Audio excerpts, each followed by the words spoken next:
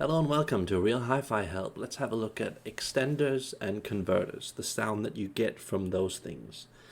Let's just quickly have a look. I took some random things here, like this converter that you put on a headphone so it fits, or this converter here, a Grado converter or Sennheiser or whatever. These sorts of things, and so on. So these types of devices generally take you away from the most optimal sound, meaning that they usually create a more laggy and sometimes more round, obscure, and forgiving sound. So sort of acting as a cushion. And that can be nice to some degree, but at the same time, the sound becomes usually more reserved, tame, flat, simple, at a very low level, and and at a very low level, you can at the same time get harshness together with muddiness, which is usually a reflection of bad quality components. So just be aware of that. Usually when you filter something, which it really is, you're like putting an extra filter on something. Usually you're silencing the equipment. You're rolling it off. You're sort of making it more. You're kind of using it as a shock absorber in a way, or as a cushion, I could say. So this of course depends on the quality of products that you're using, not just the converter but everything around it, so that you know the interaction that goes on between those things. So that also plays in, but generally I usually don't recommend that you extend a signal and you have something extra there if you can at all avoid it. And here we have a jack to phono cable, and the longer the cable gets, usually the more obscure, soft, weak, noisy the signal becomes, and the further away from the original sound you get as a result. So usually because of that, you want to keep the cable as short as possible, but not so short that it overexposes the sound weaknesses in your audio system. Because if you do that, it usually becomes edgy, harsh, unstable, unsettled, and not fully releasing.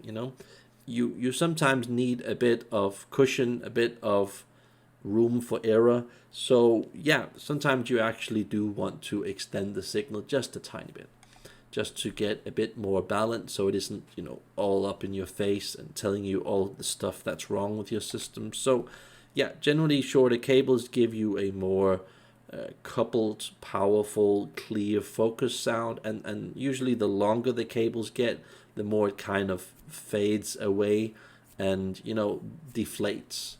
So something to take into consideration. It isn't as black and white as that, but that is the tendencies that cables usually have when you go up and down in length of cables. So personally, I think it's nice to know this stuff, because in case you, for example, want to buy a certain headphone and you want to find out if you have to use it with some kind of converter, then personally for me, that fact alone would make me not want to buy it, but instead focus on other models, so I have a more true sound without this filter in front of it. So let me give you an example of that. I could be focusing on, let's just say, a Sennheiser HD 650.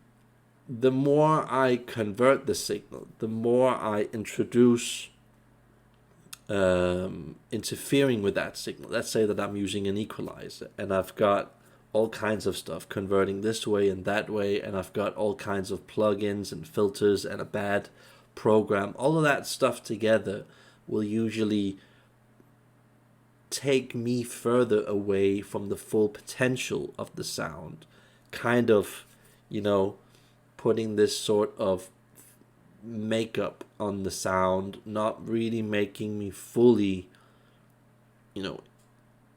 get there close, get the good stuff. Usually it makes sound a bit less confrontational, And for some people that might be good, but you also have to understand that when you soften up and obscure and censor sound, you in a way generalize it, make it more simple and make it more flat. So you have to find a balance that you find to be right for you. I'm just here to say what it does to the sound.